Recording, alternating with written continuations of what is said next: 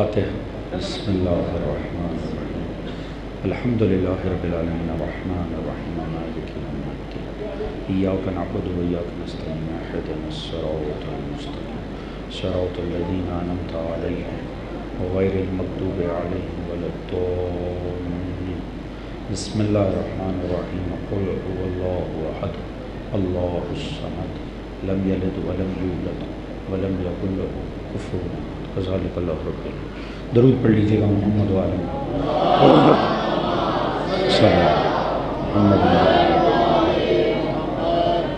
استغفر اللہ ربی واتوب الیہ۔ اعوذ باللہ من الشیطان الرجیم۔ بسم اللہ الرحمن الرحیم۔ الحمد للہ الذی لم یتخذ صاحبۃ ولا ولدا ولم یکن له شریک فی الملک ولم یکن له ولی من الذل وکبرہ تکبیرا۔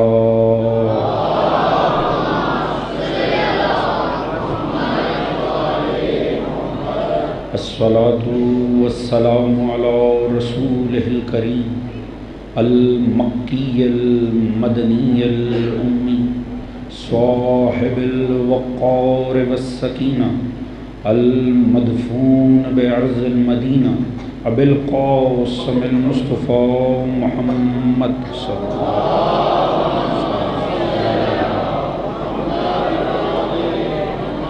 وعلى آلہ الطیبین الطاہرین المعصومین الذین اذهب اللہ عنہم الرجس وطہرہم تطہیرا۔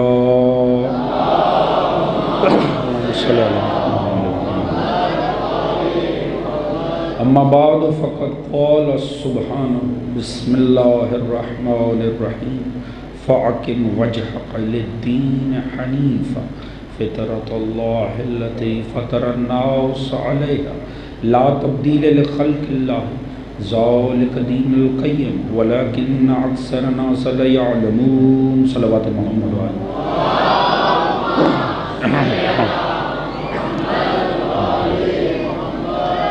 دعا ہے رب کائنات بسط کے ذکر محمد وآلہ محمد اس فرش عزا کا بچھایا جانا، منتظمین کی یہ کاوش، آپ مومنین کی شرکت، پروردگار اپنی بارگاہ عالی میں قبول و منظور فرما۔ آل محمد کے ذکر کے صدقے میں جو بھی نیک دلی شرعی حاجات مومنین کے دلوں میں ہیں، بہت سے مومنین نے اپنے لیے التماس دعا کی درخواست کی ہے، بیمار ہیں مومنین، دیگر وجوہات ہیں، دعا کیجئے پروردگار عالم اس ذکر پاک کے صدقے میں ان سب کی نیک دلی شرعی حاجات کو قبول و منظور فرما۔ پروردگار سبھی مومنین کے رزق، عزت، دولت، علم، فہم، شعور، صحت میں برکت عطا فرمائے، سبھی کے شرم، عزت، پردے، جان و مال کو محفوظ فرمائے، سوائے غم محمد و آل محمد کے کوئی غم عطا نہ فرمائے۔ پروردگار مومنین جہاں کو آپس میں اتفاق، اتحاد، پیار، محبت، خلوص، اخوت، مودت کی دولت عطا فرمائے۔ ہم سب کو سیرت محمد و آل محمد پڑھنے، سمجھنے، اپنی ذات اور گھرانے پہ نافذ کرنے کی توفیق عطا فرمائے۔ ہم سب کا خاتمہ بالحق بالخیر دین محمد و آل محمد پہ قرار فرمائے۔ اس عشق آل محمد کو، اس مودت آل محمد کو، اس عزائے آل محمد کو پروردگار تا صبح قیامت ہماری نسلوں میں جاری و ساری فرمائے، اور آخرت میں سبھی مرحومین سمیت ہم سب کو شفاعت محمد و آل محمد سے بہرمند فرمائے۔ بآواز بلند درود پڑھ لیں محمد و آل۔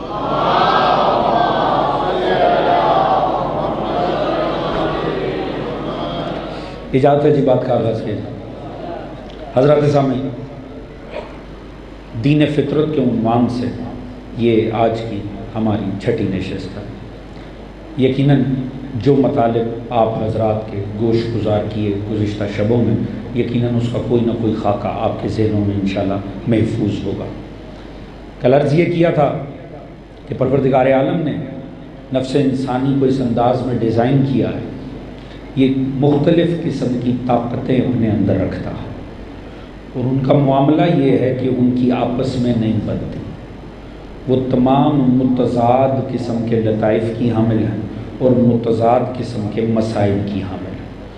کمال انسانی یہ ہے کہ وہ خود کو علم سے سرفراز کرے تاکہ عقل انسانی دیگر قوتوں کو زیر کر سکے۔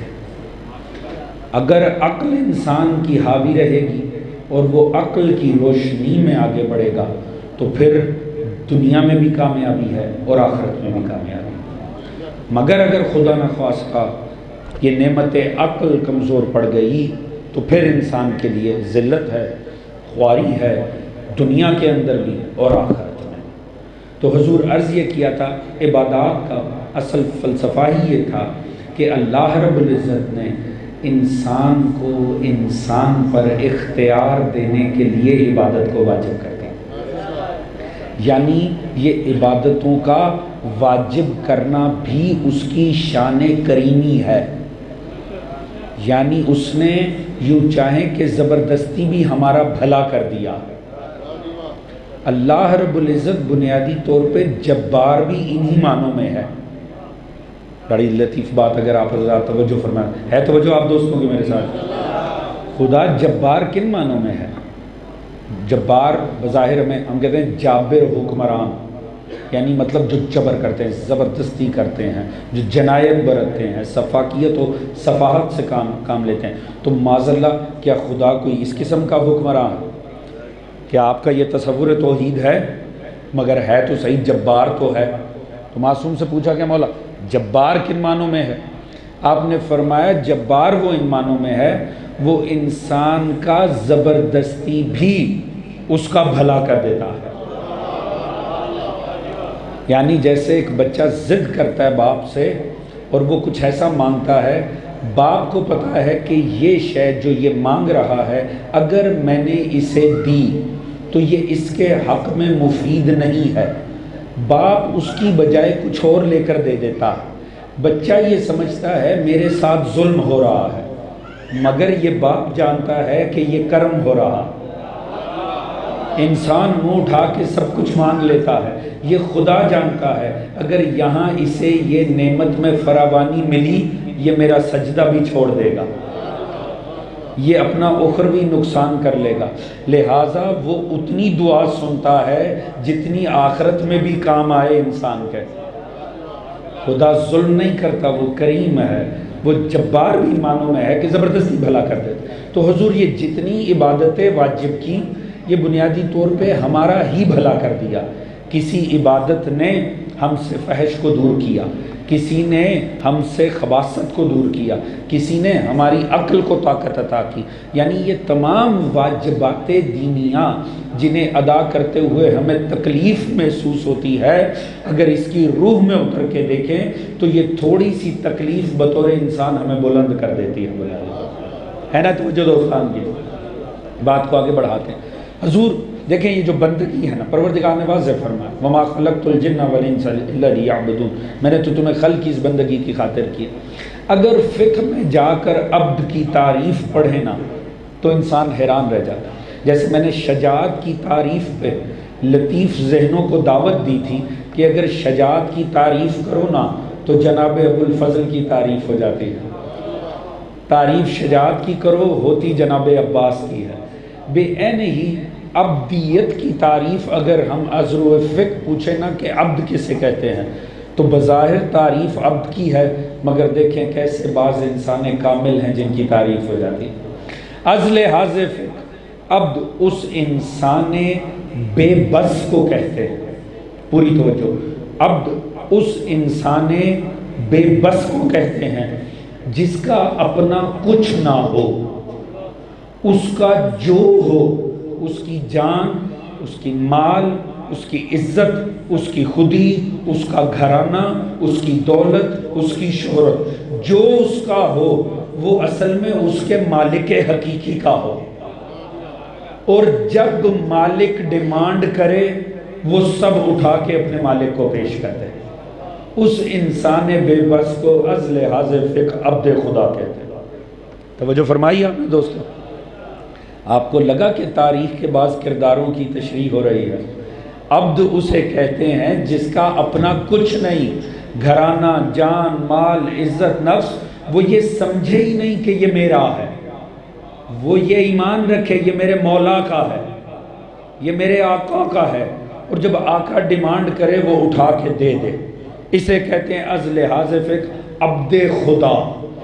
جتنی انسانی عظمت کے عہدے ہیں وہ تب تک شروع ہی نہیں ہوتے جب تک کہ عبدیت نہ آ جائے۔ حضرت عیسیٰ معجزے سے بولے مگر آغاز کلام یہاں سے کیا، انی عبداللہ ہے آتانی الکتاب وجعلنی نبیہ، میں عبد خدا ہوں، اللہ نے مجھے کتاب دی اور نبوت دی ہے۔ یعنی بنیاد میری عبدیت ہے، عظمت میری نبوت ہے۔ توجہ فرما رہی تھی؟ اصول کافی کے شروع ہی کے چیپٹر میں معصوم نے فرمایا جناب ابراہیم بارے، آپ نے فرمایا اللہ نے ہر عظمت سے ابراہیم کو نوازا، ہر عظمت سے، خلت دی، امامت دی، نبوت دی، رسالت دی، سب کچھ دیا، مگر ابتدا بندگی سے کی۔ پہلے عبد قرار دیا، بعد میں کچھ، اور یہ پورا فلسفہ تو آپ خود دہراتے ہیں، اشہد ان محمدًا عبدہ و رسولہ، میں گواہی دیتا ہوں مصطفیٰ جیسی ہستی بھی عبد پہلے ہے، اللہ کا رسول بعد میں ہے۔ توجہ فرما رہے ہیں جی؟ یعنی بندگی پروردگار ہر عظمت کی بنیاد ہے۔ یہی وجہ ہے جب دنیا نے پیغمبر کو عبادت میں غلو کرتے دیکھا کہ پیغمبر بہت زیادہ عبادت کرتے ہیں، بے تحاشا بے کثرت عبادت کرتے ہیں، تو پیغمبر سے کہا یا رسول اللہ تھوڑا آرام کیا کیجئے، یا رسول اللہ آپ تھوڑا سا صبر بھی کیا کیجئے، اتنی عبادت کیوں کرتے ہیں؟ شمائل ترمذی کی روایت ہے، پیغمبر نے فرمایا کیا میں اپنے رب کا عبد شکور نہ بنوں؟ توجہ ہے جی؟ یعنی بندگی وہ شے ہے، آپ اور میری حقیقت کیا ہے؟ بندگی پروردگار تو اللہ کے ان عباد کی عظمت میں بھی اضافہ کرتی ہے کہ ہر عزت جن کے قدموں کو چھو کے عزت بنتی ہے۔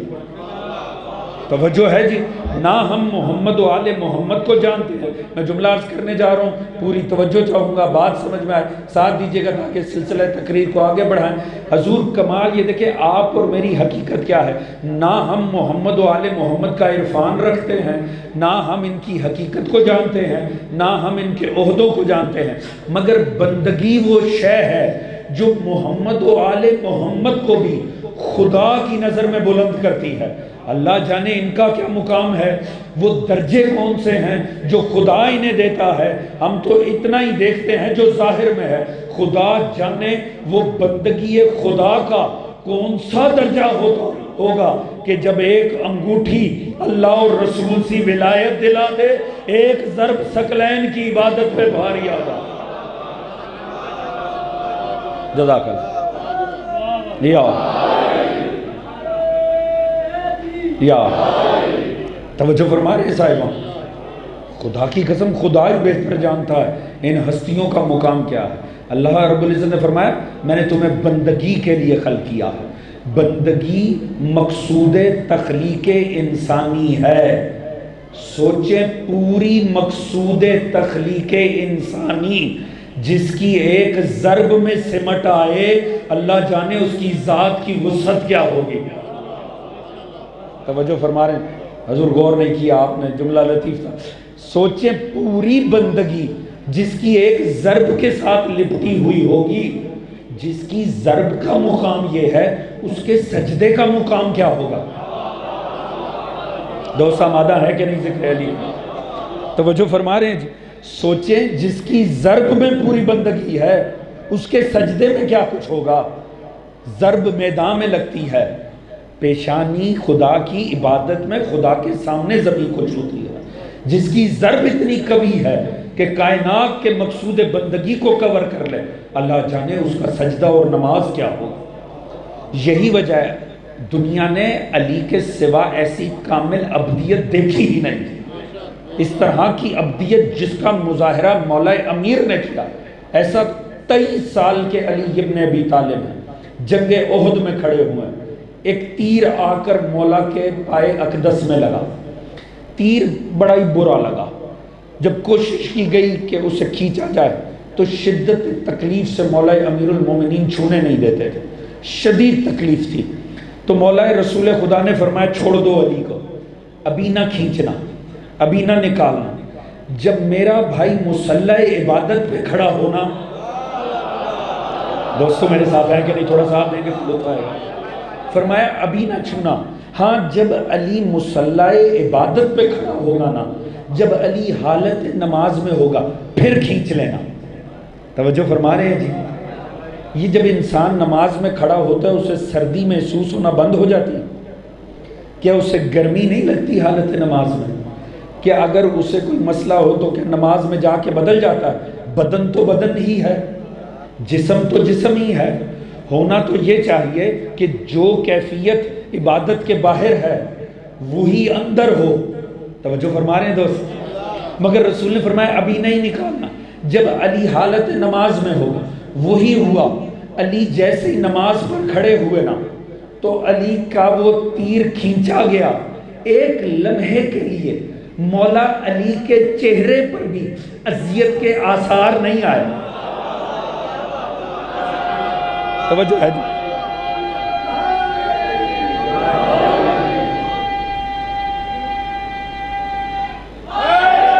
یا توجہ فرما رہے ہیں جی؟ بعض دوستوں نے اس روایت پہ اشکال کر دیا، انہوں نے کہا صاحب یہ ممکن کیسے، یہ فطرت انسانی کے خلاف ہے، چونکہ یہ فطرت انسانی سے بات ہم آہنگ نہیں۔ میں نے عرض کیا اگر سردی ہے، ٹھنڈ آپ کو لگ رہی ہے، آپ اللہ اکبر کہہ کے نماز میں جائیں گے تو کیا ٹھنڈ لگنا بند ہو جائے گی؟ جسم تو وہی جسم ہے۔ اگر آپ کو گرمی پریشان کر رہی ہے، آپ واجب نماز پڑھنے کھڑے ہو گئے ہیں تو اللہ اکبر کہنے کے بعد کیا گرمی کی شدت میں کوئی کمی آ جائے گی؟ معاملہ تو وہی رہے گا۔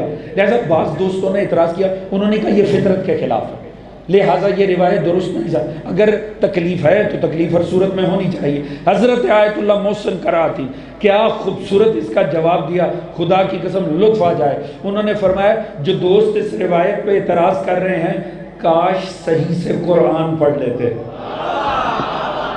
دوستو طبیعت میں لاؤ اگر میں ذکر مولا امیر آپ کے سامنے عرض کروں۔ انہوں نے فرمایا سورہ یوسف 31ویں آیت فَلَمَّا رَأَيْنَاهُ أَكْبَرْنَاهُ وَقَطَعْنَا أَيْدِيَهُنَّ قُلْنَا حَاشَ لِلَّهِ مَا هَذَا إِلَّا بَشَرٌ إِنَّ هَذَا إِلَّا مَلَكٌ كَرِيمٌ۔ فرمایا جب یوسف سامنے سے گزرے تو عورتوں کی حالت کیا ہوئی؟ انہوں نے اپنے ہاتھوں کو کاٹ لیا اور یہ کہتے ہوئے وَقُلْنَا حَاشَ لِلَّهِ، یعنی جسے سادے لفظوں میں کہیں ہائے میرے اللہ۔ توجہ ہے جی؟ یوسف کا حسن دیکھ کر اور کہا یہ تو بشر ہو ہی نہیں سکتا، یہ تو کوئی ملک کریم ہے، یہ تو کوئی فرشتہ ہے۔ وہ فرماتے ہیں دنیا کاش قرآن پڑھ لے تو علی کے فضائل میں پھر شک نہ کر۔ خدا علماء کا سائے اس قوم پہ اس ملت پہ سلامت رکھے۔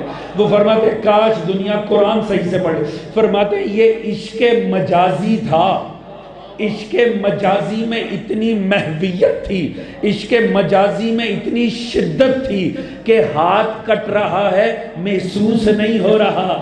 فرماتے ہیں جب عشق مجازی کی شدت یہاں تک جا سکتی ہے تو علی تو عشق حقیقی میں کھڑا تھا۔ خدا کو جزا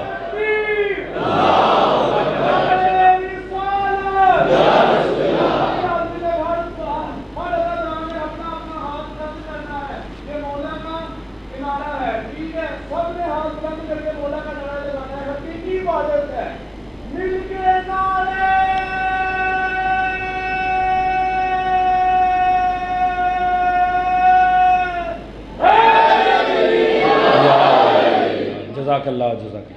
توجہ فرما رہے ہیں صاحبان؟ میرے ساتھ ہیں کہ نہیں جی؟ آج مجلس بہت دیر سے شروع ہے، مجھے اس بات کا اندازہ ہے اور بہت سے دوستوں کے چہروں پہ تھکاوٹ بھی ہے، مگر تھوڑا سا اپنی طبیعتوں کو ملائیے گا۔ میں چاہتا ہوں کہ مولا علی کے ذکر کے جواز سے خدا کا ذکر بھی ہو جائے۔ توجہ فرما رہے ہیں دوست؟ علی ہیں ہی وسیلہ توحید، علی وسیلہ توحید ہیں، علی ہر رخ سے علی کا ذکر اصل میں خدا ہی کا ذکر ہے۔ اسی لیے تو پیغمبر نے فرمایا ذکر علی عبادہ، علی کا ذکر عبادت ہے۔ اور میں نے پہلے عرض کیا تھا عبادت کسے کہتے ہیں؟ عبادت اس جوہر کو کہتے ہیں جو خدا سے ملا دے۔ توجہ ہے جی؟ یہ بھی ویسے کمال نہیں ہے. دیکھیں بعض میں نے پہلے عرض کیا بعض جملوں کے لیے نا لطف نہیں آتا اگر اس میں شدت ڈالی جائے, اس کی بات کو, اس کی لطافت کو محسوس کرنا چاہیے. فرمایا ذکر علی عبادت, علی کا ذکر عبادت ہے, علی کا ذکر عبادت ہے, مگر کمال یہ ہے ذکر علی کا ہے, عبادت خدا کی ہے.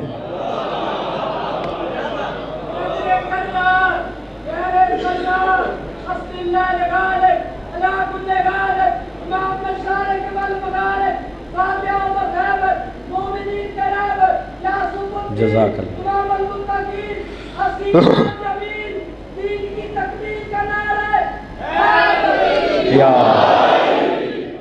توجہ فرما رہے ہیں صاحب. اچھا میرا تو بڑا ارادہ تھا میں غیر روایتی تھوڑا سا آج انداز اپنانا تھا, مگر آپ کی تو آج تھکاوٹ مجھے چہروں پہ دکھ رہی ہے. آج مجلس بہت دیر سے شروع, میں دوسری طرف بات کو لے کر جاؤں گا کیونکہ تھکے ہوئے ذہن تو پھر لطف نہیں لیں گے اس بات کا جو میں نے عرض کر. دیکھیں ایک بات تو طے ہو گئی, عشق حقیقی میں اتنی جان ہے, اتنی جان ہے کہ انسان کو اس کے بس سے باہر کر دیتا. توجہ ہے جی, یعنی اتنی عشق حقیقی کے اندر محو کرنے کی صلاحیت ہے کہ انسان اپنے بس سے بھی باہر نکل جاتا. اسی حضور اسی لیے میں نے کہا ان کا عشق عبادت اللہ کی ہے, ان کا ذکر عبادت اللہ کی ہے, اور یہ یا خدا کا کمال ہے یا آل محمد کا کمال ہے, یہ انسان کو بے بس کر دیتے ہیں. ان کا ذکر انسان کو بے بس کر دیتے ہیں. ان کا نام, میں نے ایک روایت میں نے اس دن نکلسن روڈ پہ عرض کی تھی, رسول خطبہ دے رہے ہیں, رسول خطبہ دے رہے ہیں, رسول بیٹھے تھے ممبر خطبہ دے رہے ہیں, سامنے صحابہ کا مجمع ہے, پیغمبر خطبہ دے رہے ہیں, وہاں سے امام حسین تشریف لائے. جیسے ہی امام حسین داخل مسجد ہوئے نا, صحابی روایت کرتا ہے اگلے ہی لمحے ہمیں نبی ممبر پہ نظر ہی نہیں آئے. توجہ فرما رہے ہیں دوستو, کہا ہمیں اگلے لمحے نبی ممبر پہ تو نظر نہیں آئے. دیکھا وہ مسجد کے دروازے پر حسین ابن علی رسول کے زانوں پہ بیٹھے ہوئے اور رسول حسین کو پیار کر رہے ہیں. دیکھیے سمجھیے گا, سمجھ میں آئے تھوڑا سمجھ دیجیے گا. میں بھی آپ کے سامنے ممبر پہ بیٹھا تقریر کر رہا ہوں. یہ جو تقریر کا فارمیٹ ہوتا ہے نا, یہ ہوتا ہی ایسا. کیا آپ کو عادت ہے ابھی میں کسی کام سے اٹھ کے وہ کونے میں چلا جاؤں, آپ کو کیسا محسوس ہوگا؟ آپ کو عجیب لگے گا کہ نہیں؟ بھئی لگے گا نا, کیونکہ یہ عادت کے خلاف ہے, ایسا پریکٹس میں نہیں ہوتا. ابھی میں اپنے کسی ضروری کام سے چلا جاؤں اٹھ کے, کوئی چیز وہاں سیدھی کر کے کچھ پکڑ کے پھر آ کر بیٹھ جاؤں, آپ کو عجیب لگے گا کیونکہ ایسا ہوتا نہیں ہے. تو پیغمبر خطبہ ارشاد فرما رہے تھے. اب پیغمبر خطبہ یعنی ایک مجلس ہے, پیغمبر مجلس سے خطاب فرما رہے ہیں, سارے بیٹھے سن رہے ہیں. وہاں سے امام حسین داخل مسجد ہوئے اور اگلے لمحے رسول ممبر پہ نہیں ہے. رسول وہاں ہیں جہاں حسین. توجہ ہے جی. صحابیوں نے تعجب سے پوچھا یا رسول اللہ یہ کیا ہوا یا رسول اللہ. دیکھیں بات بڑی سادی مگر خدا کی قسم کائنات عشق حسین اس میں ہے. اگر میں پہنچا پاؤں اور آپ سمجھ سکیں اور اس کا لطف لینے کو آمادہ ہوں تو. انہوں نے کہا یا رسول اللہ یہ آپ نے کیا کیا؟ آپ نے فرمایا کیا کیا؟ کہا یا رسول اللہ آپ خطبہ ارشاد فرما رہے تھے, آپ یہ چھوڑ کے کہاں چلے گئے؟ آپ نے فرمایا ہے مجھے تو پتہ بھی نہیں چلا میں نے کب ممبر چھوڑا کب آ گیا ہو. اللہ اللہ اللہ اللہ حسین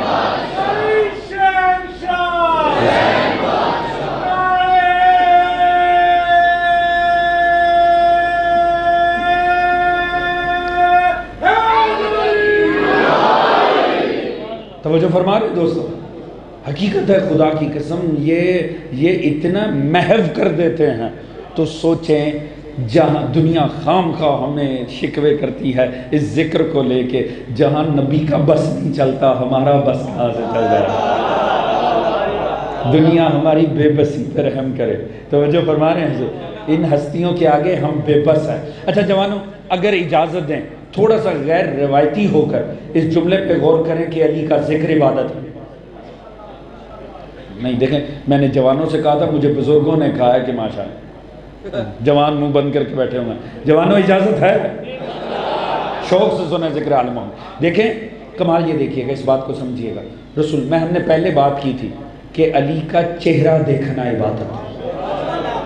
ذہنوں میں وہ بات ہے نا، اللہ نے حتیٰ یوسف کے چہرے کے فضائل دیے، یہ نہیں کہا دیکھنا عبادت ہے، کیونکہ یہ علی کا چہرہ تھا جسے دیکھ کے کوئی بہک سکتا ہی نہیں تھا۔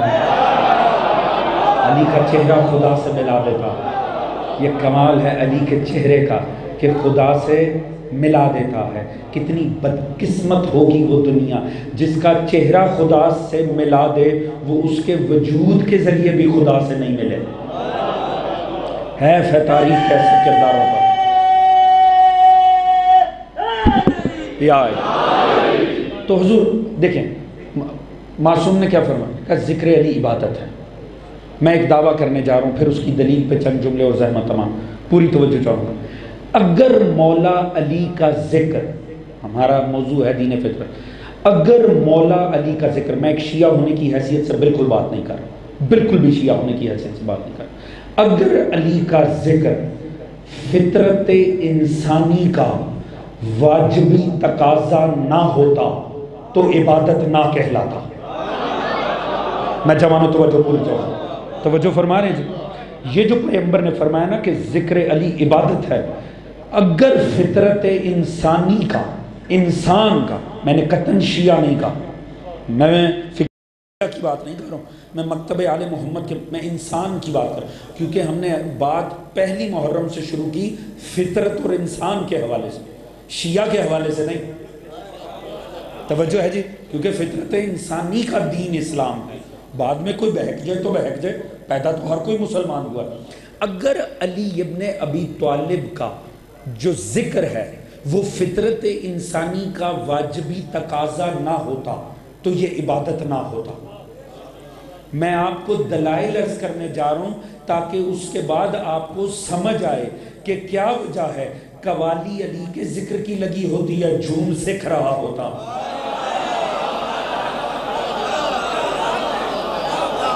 توجہ ہے دوستانو، تاکہ آپ کو سمجھ میں آئے کہ قوال مولا علی کا نام دہرا رہا ہے اور گورا اچھل رہا ہے۔ توجہ ہے جی، ذرا اس بات کو، اچھا میں نے عرض کیا تھوڑا سا غیر روایتی ہوں گے، اجازت ہے نا؟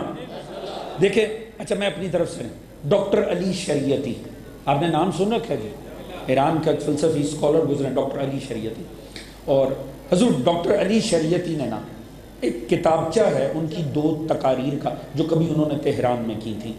کسی بھی شخصیت سے اس کا نام لینا، اس کا ذکر کرنا کاملاً ان کے تمام افکار سے متفق ہونے کی دلیل نہیں ہوتا، اور اسی طرح کسی کا ذکر کرنا، ان کے کسی بات کو رد کرنا کاملاً شخصیت کا رد نہیں ہوتا۔ علم کی دنیا میں انسان کو انتہا پسند نہیں ہونا چاہیے۔ توجہ فرما رہے ہیں دوستو، یہ میں نے بعض ان ذہنوں کے لیے عرض کیا ہے کہ جن کے ذہن میں کوئی اشکال نہ آ جائے۔ حضور اس طالب علمانہ ذمہ داری سے عرض کرو، اچھا اس بات کو سمجھے، وہ کتابچہ کا جو عنوان ہے بڑا حسین ہے، وہ بڑا حسین ہے، مجھے نہیں خبر کہ پاکستان میں یہ ملے گا کہ نہیں، مگر وہ غالباً لازمی مل جائے گا۔ وہ اس کا عنوان ہے جی مولا امیر المومنین کا علی ایک دیومالائی سچ۔ بات پہنچی ہے حضور؟ آپ نے یاد ہوگا جب میں اسکول میں پڑھتا تھا، چھوٹے ہوتے تو باہر وہ کہانیاں بیچا کرتے تھے، 1-1 2-2 روپے کی، وہ دیومالائی کہانیاں، اس میں مختلف دیو بنے ہوتے تھے اور مختلف قسم کے ایسی ملتی نا۔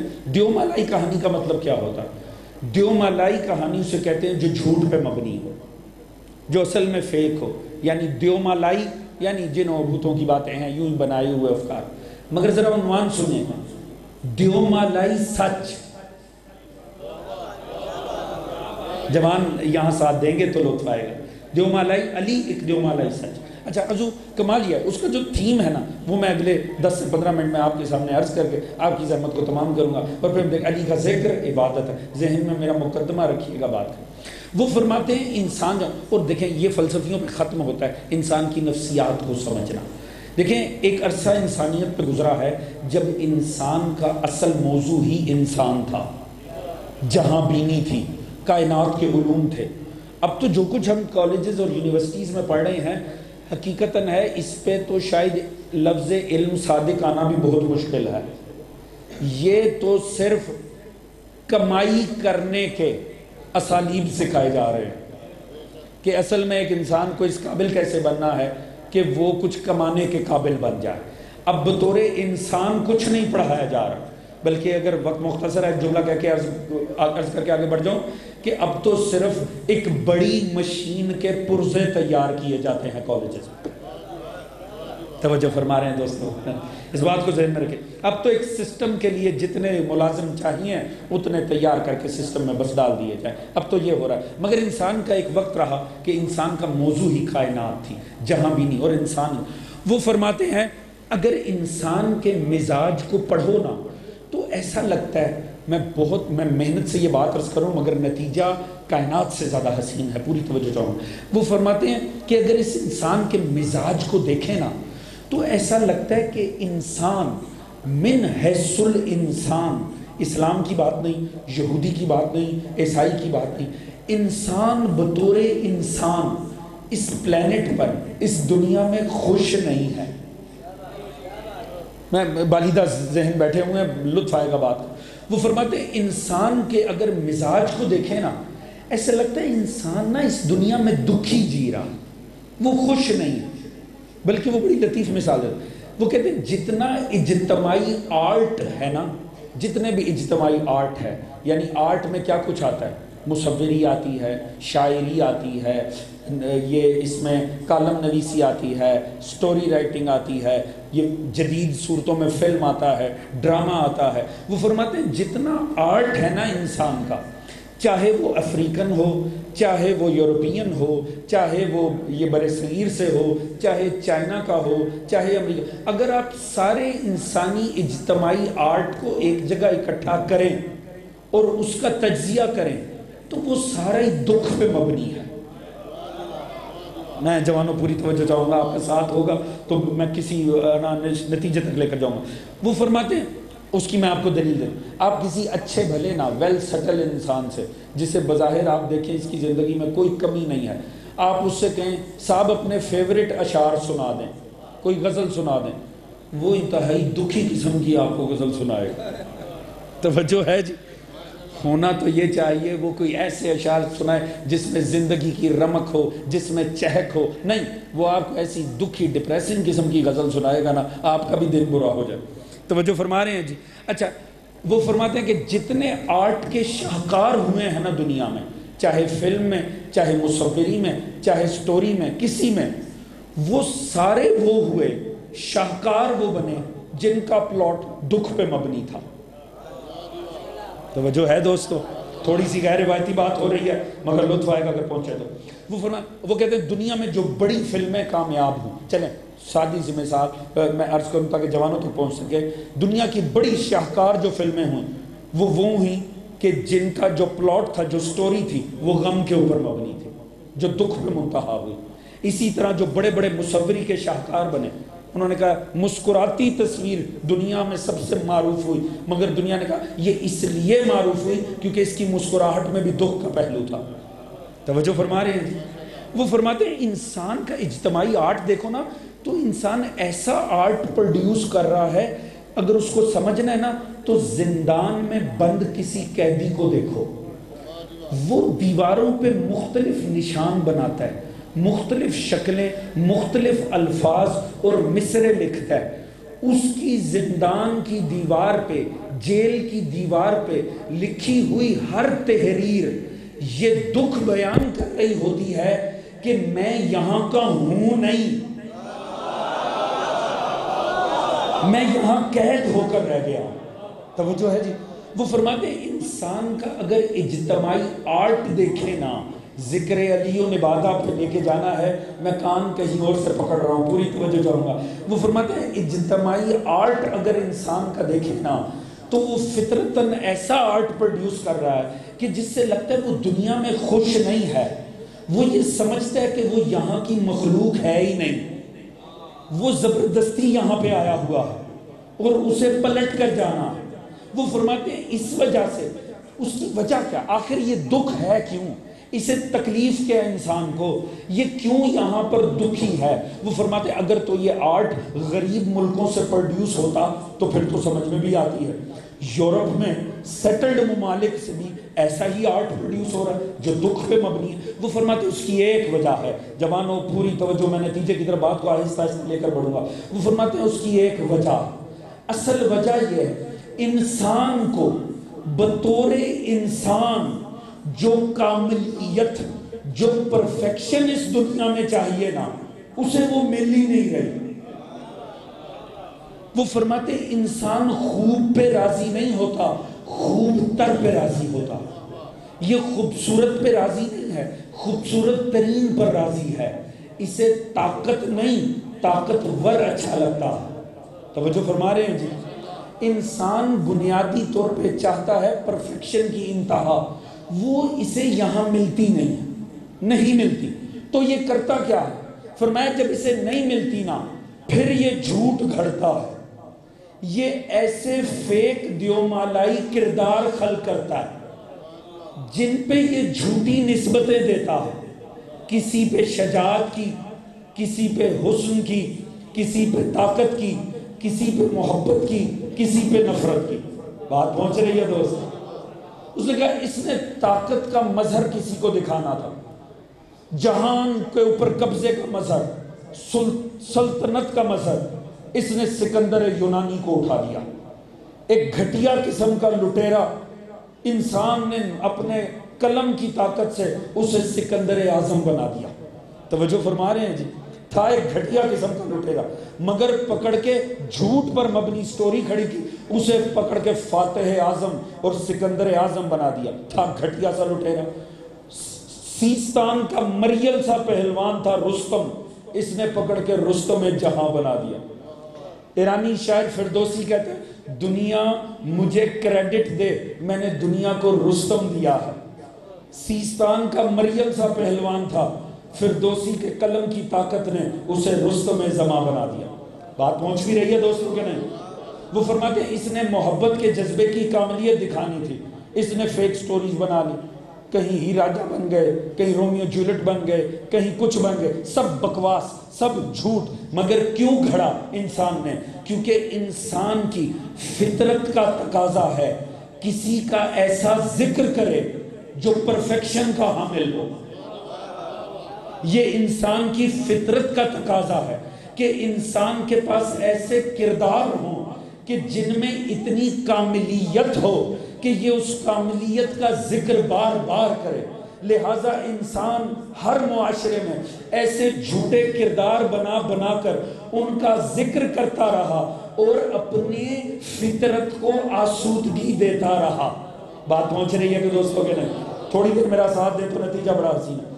اسی کی جدید شکل ہے، میں آج سے بات کو ملا دوں، گو کہ انہوں نے تو نہیں کی مگر آج بھی آپ دیکھیں زیادہ تر جو فیک کردار، جھوٹے کردار آپ کے بچوں کے ذہنوں میں ہیروز بنا کر دکھائے جاتے ہیں، یہ جو فلم ہے، یہ ڈرامہ ہے، یہ سٹوری ٹیلنگ کی جدید شکل ہے۔ زمانے قدیم میں انسان کہانیاں سناتا تھا، آج فلم دیکھتا ہے۔ وہ معاملہ ہے کیا؟ آج بھی آپ دیکھ لیں، سپر مین، بیٹ مین، فلاں مین کیا ہیں؟ سب جھوٹے کردار ہیں، مگر ہر کسی کے ہیرو بنے ہوئے ہیں۔ کیوں؟ کیونکہ ان کے ذریعے فطرت انسانی کی حصوں کو چھیڑا گیا ہے۔ انسان کو بعض ایسے کردار بنا کر دکھائے گئے ہیں۔ کیوں وہ اچھے لگتے ہیں؟ کیونکہ وہ حسن کے، شجاعت کے اور انسان کے بھلے کے حوالے سے ایک اچھے کردار دکھائے جاتے ہیں، اور چونکہ یہ انسان کی فطرت کا تقاضا ہے کہ اسے کوئی ایسا کردار ملے جو حسن میں بھی باکمال ہو، جو شجاعت میں بھی باکمال ہو، جو انسان کے بھلے میں بھی باکمال ہو، لہٰذا انسان خود بخود ان کی جانب متوجہ ہوتا ہے۔ حضور کمال ہو گیا، ڈاکٹر علی شریعتی نے کہا انسان نے اپنی اس کمی کو پورا کرنے کے لیے آج تک جتنے بھی کردار بنائے تھے وہ سارے جھوٹے تھے، وہ سارے جھوٹ تھے، وہ دیومالائی جھوٹ تھے۔ انسان کو اس پلینٹ پر فقط ایک ایسا کردار ملا ہے کہ جس پہ انسان نے جو مبالغہ دیا وہ سچ ہو گیا. اللہ جانے ہے کہ نہیں ہے. اس پہ شجاعت کا جتنا مبالغہ دیا وہ سچ ہو گیا. علم کا جتنا دیا وہ سچ ہو گیا. تقوی کا جتنا دیا وہ سچ ہو گیا. فرماتے ہیں باقی سب انسانی ہیرو سب جھوٹ تھے، فقط ایک سچا کردار ہوا ہے، ذات گرامی علی یہ بنے ابھی طالب. اللہ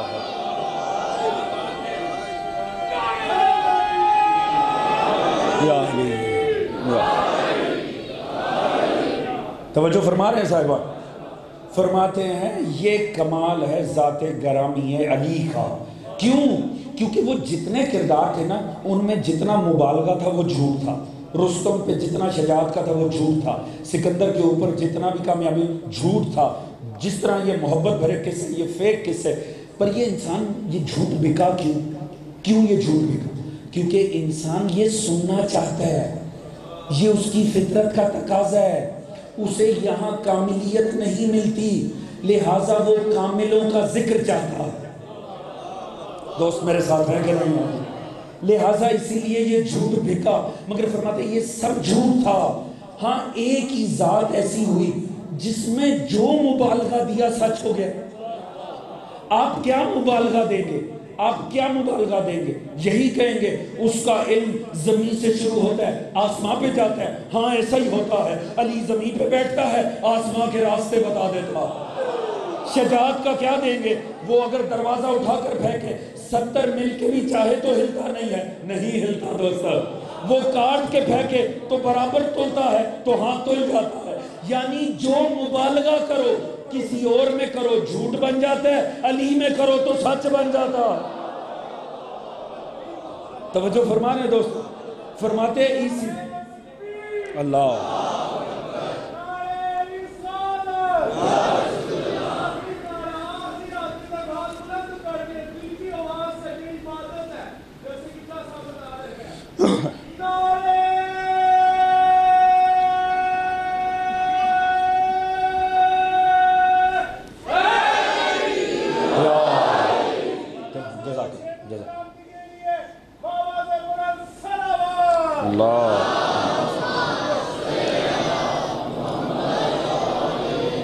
توجہ ہے دوستان محترم. یعنی ذات گرامی علی ابن ابی طالب وہ ہے. لہٰذا کیوں وہ قصے پوری دنیا میں چلے؟ پوری دنیا سٹوری ٹیلنگ پہ چلتی.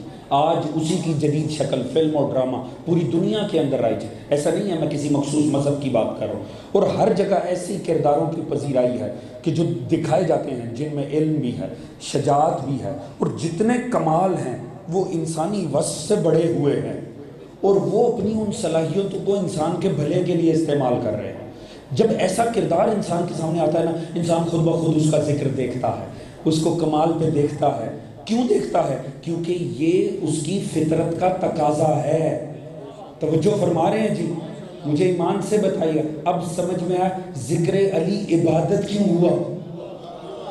کیونکہ جھوٹ کے ذریعے خدا سے جڑا نہیں جا سکتا تھا.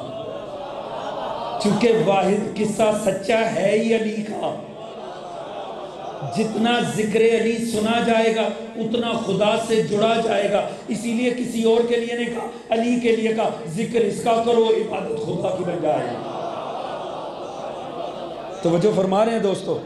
تو اگر اتنی آپ نے یہاں تک محبت سے سن لیا تو یہ جملہ تو یقیناً سمجھ میں آئے گا. دوستو ایمان سے بتانا، لوگ ہیر رانجھا کا قصہ چھیڑ کر بیٹھے، کسی مولوی نے نہیں کہا اسے سننا حرام ہے. اللہ جانے بیٹھے ہے کہ نہیں؟ رستم کی کہانیاں سنائی گئی، کسی نے نہیں کہا کہ سننا حرام ہے. جیسے ہی علی کا ذکر آیا یہ حرام کیسے ہو گیا؟ سمجھنا علی کا ذکر عبادت ہے، مگر اس کے لیے جو اندر سے انسان ہو.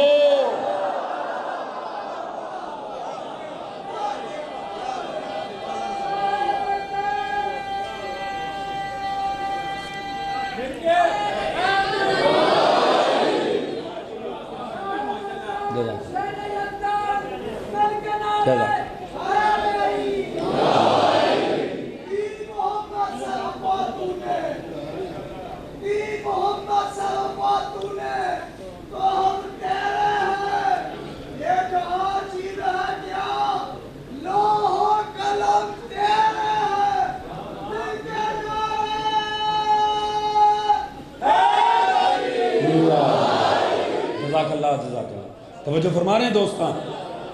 حضور انسان کی بطور انسان فطرت کا تقاضا ہے ذکر علی، کیونکہ یہ اس کا ذکر ہے جو ہر رخ سے کامل ہے، جو ہر رخ سے بے عیب ہے، جس میں جو بس بھی دیکھو اپنی معراج پہ نظر آتا ہے، جس میں جو کمال انسانی دیکھو اپنے کمال کی انتہا پہ نظر آتا ہے۔ تو یہ انسان کی فطرت کا تقاضا ہے۔ اب سمجھ میں آیا علی کے ذکر پہ سکھ کیوں جھومنے لگتے ہیں؟ علی کے ذکر پہ ہندو کیوں جھومتا ہے؟ نہ مکتب ملتا ہے، نہ مذہب ملتا ہے، نہ عقیدہ ملتا ہے۔ دوستو خدا کرے بات پہنچ جائے۔ اگر آپ نے پہچاننا ہونا ہم جہاں بیٹھے ہیں یہاں انسان کتنے بیٹھے ہیں، مسئلہ سنی شیعہ کا نہیں ہے، انسانیت اور درندگی کا ہے۔ علی کا ذکر چھیڑا کریں خود بخود پتہ چل جائے گا درندے کتنے بیٹھے ہیں اور انسان کتنے بیٹھے ہوئے ہیں۔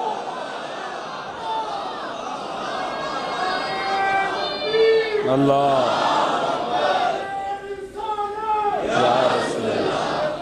جزاک انشاءاللہ۔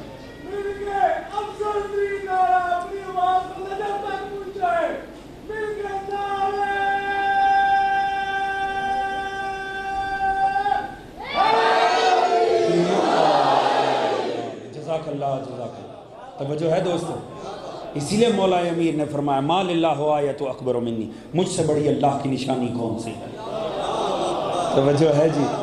علی سے بڑی اللہ کی آیت کون سی ہے؟ یعنی آپ علی کا چہرہ دیکھیں گے تب بھی خدا سے ملیں گے، علی کا ذکر کریں گے تب بھی خدا سے ملیں گے۔ توجہ فرما رہے ہیں دوستو؟ یہ ہے آپ کے امام، یہ ہے آپ کے امام کی شان کہ اگر ذکر بھی کرو تو خدا سے ملا دے۔ سوچئے جس کا ذکر بھی عبادت ہے، جس کا چہرہ دیکھنا عبادت ہے، اس کی سیرت پہ چلنا انسان کو کیا بتاتا ہے؟ سوچیں تو صحیح حضور۔ دیکھیں جس کا نام لینے سے انسان اللہ سے کنیکٹ ہو جاتا ہے، صرف نام لینے سے، صرف نام لینے سے اللہ سے کنیکٹ ہو جاتا ہے۔ سوچیں اس کے عمل کی اطاعت میں اگر عمل کیا جائے گا بطور انسان خدا کہاں لے جائے گا؟ توجہ ہے جی؟ ولی ساز سیرت ہے علی ابن ابی طالب۔ توجہ ہے جی؟ انسان ساز ذکر ہے علی ابن ابی طالب کا۔ لہٰذا دوستو اللہ نے آپ کے اوپر نا، میں بتاؤں کل کو اگر اللہ کو کریمی بھی دکھانی ہوئی نا کسی اور کے حق میں دکھائے تو شاید سمجھ میں آتی ہے۔ علی والا ہو اور مجرم ہو تو عدل کا تو تقاضا حساب بڑا سخت ہونا چاہیے، حقیقت۔ ہاں یہ اور بات ہے ہمارا سہارا بھی ذات گرامی ہے علی، اس میں کوئی شک نہیں، مگر علی دے کے خدا نے آپ پہ ساری حجتیں تمام کر دی۔ جن کا امام علی ہے نا ان کے پاس جواز ہی کوئی نہیں۔ علی چھوڑ کوئی اور امام ہوتا نا تو سارے جواز تھے۔ توجہ ہے جی؟ جس کے امام نے خدا کی نہ مانی ہو وہ کیوں مانے؟ توجہ ہے جی؟ مگر جس کا امام ہی ذات گرامی علی ہو اس کے لیے ساری حجتیں تمام ہیں۔ اللہ نے آپ کو وہ پیور کردار ادا کیا جس کا ذکر فطرت کا تقاضا ہے۔ علی کا تعلق فطرت انسانی کے ساتھ جڑا ہوا ہے، دین فطرت میں، اسی لیے علی وہ کلیدی کردار ادا کرتے ہیں کہ جو اس کی ذات تک پہنچے گا وہ خدا سے کنیکٹ ہوگا۔ بس اللہ ہمیں یہ توفیق دے کہ ہم علی کی اطاعت بھی کر سکیں۔ خدا کرے کہ ہمارے جو دعوی عشق علی ہمارے کردار میں بھی ڈھل کر آئے، اور اسی لیے معصوم نے فرمایا ابلاغ کرو ہمارا مگر اس شان سے کرو کہ زبان ہلانی بھی نہ پڑے، یعنی دنیا دیکھ کے بتا دے یہ علی والا ہے۔ کردار ایسا ہونا چاہیے، چاہے جاب پہ ہوں، چاہے اسکول کالج میں ہوں، چاہے گھر پہ ہوں، چاہے بازار میں ہوں، دکان میں ہوں، کاروبار پہ ہوں، ارد گرد والوں کو پتہ ہونا چاہیے یہ اس لیے اچھا ہے کہ اس کا امام علی ابن ابی طالب ہے۔ بس حضور میں نے آپ کو بڑی زحمت دی اور آپ نے بڑی شفقت اور محبت سے سنا، انشاءاللہ یہ ذکر جاری رہے گا۔ آج دوستو ایک نہیں دو زیارات ہیں، آج باپ اور بیٹے کی زیارت اکٹھی نکل رہی ہے، آج ذوالجناح بھی ہے اور آج شبیہ گہوارہ بھی ہے۔ گو کہ آگے 10 محرم کا بھی یوم آنا ہے، وہ دن بھی آنا ہے جب مصائب امام علی مقام پڑھے جائیں گے۔ میں سوچ رہا تھا میں کس طرح میرے تو سینے میں اتنا دم نہیں ہے، میں یہ 2 شہادتیں تو پڑھ ہی نہیں سکتا، کسی طور میرے لیے ممکن نہیں، اور میں نہیں سمجھتا کہ کسی خطیب کے لیے ممکن ہے کہ وہ جناب اصغر کی شہادت بھی کامل پڑھے اور مظلوم کی۔ مگر یہی سوچ کے میں نے اکتفا کر لیا کہ اصغر کی ساری شہادت مصائب تو حسین کا۔ شدت پیاس سے اصغر نے پلٹ کر دیکھا، ماں نے خیمے کی تنابوں سے لپٹ کر دیکھا، اتنی مایوس ہوئی ساقی کوثر کی بہو، خشک مشکیزے کو 100 بار الٹ کر دیکھا۔ ایک قطرہ مل جائے میرا بچہ بچ جائے، بس حضور چلیے میرے ساتھ جلدی جلدی سفر کریں۔ اصغر کا مصائب، یہ سارا مصائب حسین ابن علی کا ہی ہے۔ شب عاشور ہے، میرا مولا خیام کے باہر سے گزر رہے ہیں اور میرے مولا دیکھ رہے ہیں ہر ماں نے اپنے سامنے اپنا جوان بٹھا رکھا، اور ہر ماں یہ کہہ رہی ہے میرے لال دیکھ میرا تو واحد تو ہی ہے، میرے لیے تو ہی ہے، تو میرا سارا سرمایہ ہے، دیکھ تو نے کل جب صبح ہوگی اور جنگ ہوگی نا، اپنی جان کو زہرا زادے پہ وار دینا ہے، میں تیرے ذریعے جناب زہرا کے سامنے سرخرو ہو جاؤں گی، لہٰذا میرے لال کل اپنی جان کو حسین ابن علی پر وار دی۔ امام دعا دیتے تھے، اگلے خیمے پہ بڑھ جاتے تھے، وہاں بھی کم و بیش یہی منظر ہوتا تھا، کوئی ماں کسی جوان کو بٹھا کر یہی وصیت کر رہی ہوتی تھی۔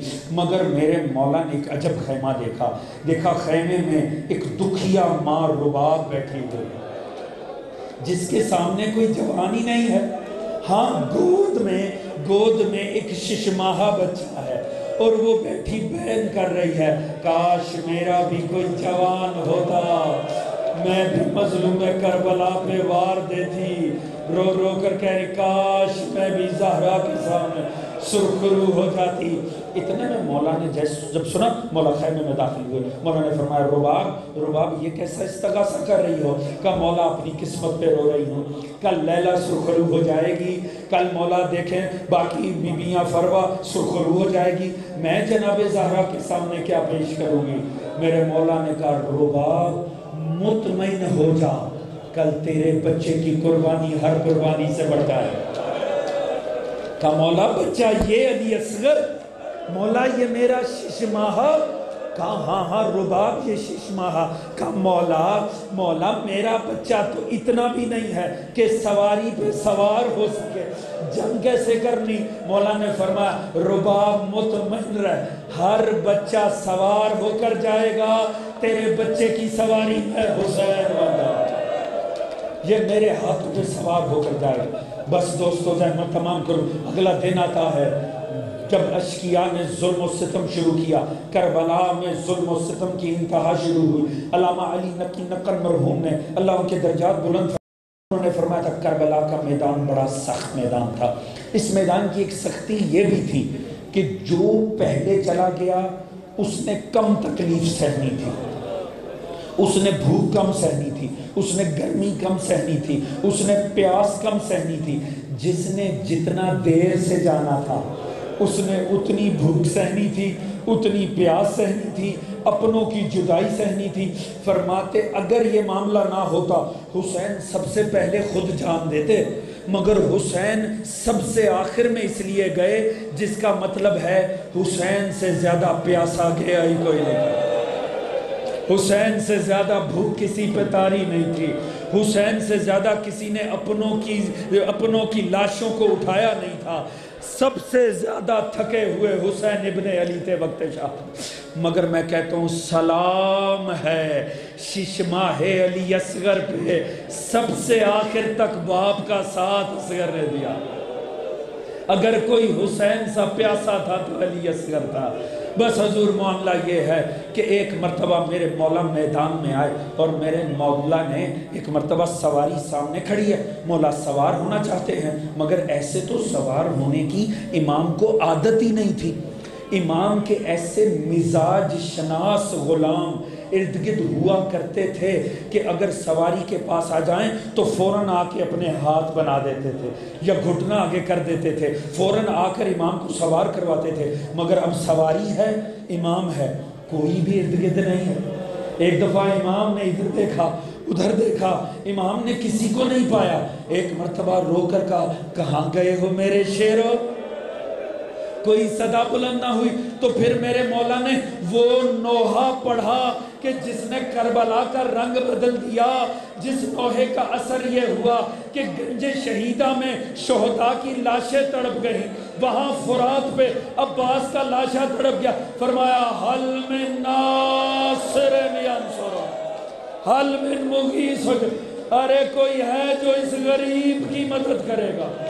جیسے یہ نوحہ بلند ہوا نا کربلا کی سرزمین، ایک مرتبہ پیچھے کوہرام مچ گیا، خیمے میں کوہرام مچا. میرے مولا نے سمجھا شاید کوئی بچہ پھر شدت پیاس سے دم توڑ گیا. میرے مولا پلٹ کر پیچھے آئے، بہن زینب یہ کیا ہوا؟ ابھی تو میں ہوں، ابھی میں زندہ ہوں، میری زندگی میں یہ کیسا ماتم پڑ گیا؟ کہا بھیا جیسے ہی آپ نے یہ صدائے مظلومیت دی ہے نا، وہ جو 6 ماہ کا اصغر ہے وہ جھولے میں نہیں رہا، اس نے خود کو جھولے سے گرا دیا ہے، زمین پہ ایڑیاں رگڑ رہا ہے. اجرکم اللہ. یہی حق ہے آل محمد کو رونے کا، یہی شب ہے آل محمد کو رونے کی. اللہ تعالیٰ ان بلند ہوتی صداؤں پہ رحم کرے انشاءاللہ. اللہ ان آنسوؤں کو رومال زہرا کا حصہ کرا دے. آل محمد کے غم میں بلند آواز میں رونا یہ بھی سیرت ائمہ اہل بیت ہے، یہ اصغر کا مصائب ہے دوست. بس ایک مرتبہ میرے مولا نے رباب اصغر کو مجھے دو اور ایسا ہے کہ میں اسے لے کر شیعہ کے سامنے جاتا ہوں اور میں جا کر کہتا ہوں بدبخت ہو، اگر تمہاری کوئی دشمنی ہوگی تو فرزند رسول سے ہوگی. یہ تو ایک ششماہ چھوٹا سا بچہ، اس کا قصور کیا ہے؟ جب کہا اچھا آقا کہاں لے کر جا رہے ہیں؟ کہا میدان میں لے کر جا رہا ہوں. رباب نے کہا میدان میں لے کر جا رہے ہیں؟ ایسے تو نہیں لے کر جانے دوں گی، اس طرح تو نہیں جائے گا میرا لال. ہر کوئی تیار ہو کر گیا ہے. ایک مرتبہ رباب اندر لے کر آئیں اور رباب نے ایسے چولا پہنایا اصغر کو جیسے ننھے بچوں کو کفن پہنایا جاتا. اصغر کو کفن میں لپیٹا اور صاحب نعیم الابرار کہتا ہے کہ رباب نے اصغر کو اپنے سینے سے لگائے، آخری مرتبہ پیار کیا اور اصغر کے کان پہ اپنے لب رکھے اور جناب رباب نے کہا اصغر میں دیکھ میرے لال صرف تو میرا سرمایہ تھا، اصغر تیرے ذریعے میرا رشتہ آل محمد سے قائم تھا، اصغر اب تو جا رہا ہے میرا آل محمد سے رشتہ قطع ہونے جا رہا ہے. بس سن لے اصغر، ماں کی 3 نصیحتوں کو یاد رکھنا.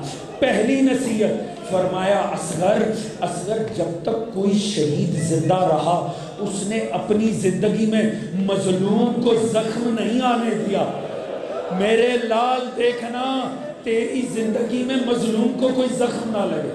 صاحب نعیم الابرار کہتے ہیں دوسری نے سے کہا میرے لال جب تو جانا نا حوض کوثر پہ دادی زہرا تجھے گود میں اٹھائیں گی تو اصغر ماں کا شکوہ نہ کرنا. میرے لال میرے پاس ایک گھونٹ پانی ہوتا میں تجھے پلا کے رخصت کرتی. اور پھر کہا میرے لال میری تیسری نصیحت یاد رکھی، حوض کوثر پہ تمام شہداء اکٹھے ہوں گے مگر کوئی تب تک پانی نہ پیے گا جب تک مظلوم حسین نہ آ جائیں.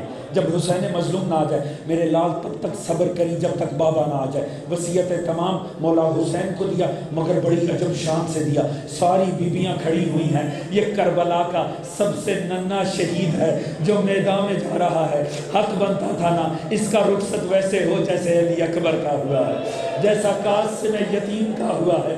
ایک مرتبہ رباب نے خدا کی قسم عجب کام کیا. ایک مرتبہ سکینہ کو بلایا، اصغر دیا مظلوم کربلا کے ہاتھوں میں، سکینہ کی انگلی تھمائی جناب زینب کو، رخ کیا ایک مرتبہ مدینے کی جانب اور کہا مدینہ میں لیٹی میری شہزادی گواہ رہنا آپ کے در سے 2 تحفے ملے تھے، میرا اصغر حسین کے صدقے، میری سکینہ زینب کے صدقے. اجرکم اللہ. یہی حق ہے آل محمد کی غربت میں رونے. اللہ جانے اگلا سال کون ہے کون نہیں ہے. ہم نے جوانوں کے لاشیں اٹھائے ہیں دوستو، اللہ جانے اگلا سال کسے نصیب ہوگا کسے نصیب نہیں ہوگا. یہی شبیں ہیں آل محمد کو پوچھا دینے کے. اللہ ان آنسوؤں کو رومال زہرا کا حصہ کرا دے. بس دوستو ایک مرتبہ میرے مولا لے کر چلے جناب علی اصغر کو، آئے ان بدبختوں کے سامنے لشکر اشقیاء کو مخاطب کیا، کہا لئینو اگر تمہاری کوئی دشمنی ہوگی تو مجھ حسین سے ہوگی نا، اس شش ماہے کا تو کوئی قصور نہیں ہے، یہ تو چل بھی نہیں سکتا، یہ تو بول بھی نہیں سکتا، خدا را ایک گھونٹ پانی دے دو، ایک گھونٹ پانی دے دو تاکہ اس کی زندگی بچ جائے۔ دوستو کربلا میں میرا مولا بار بار غریب ہوا ہے، بار بار، مگر یہ کربلا کے بڑے دردناک منظروں میں سے ایک تھا۔ بس دعا کرنا اللہ رب العزت کبھی کسی شریف کو بے غیرتوں کے سامنے سوالی نہ بنائے۔ اس منظر پہ میرے مولا نے کہا کاش میرے شیعو تم کربلا میں ہوتے، تم دیکھتے کیسے میں اپنے شش ماہے کے لیے پانی اجرکم اللہ، یہی حق ہے آل محمد کی غربت پیروں میں، یہی حق ہے مظلوم حسین کی غربت۔ ان صداؤں کو بلند کریں کیونکہ یہ بلند ہوتی صدائیں کسی دکھیا ماں کے دل کی آس ہے۔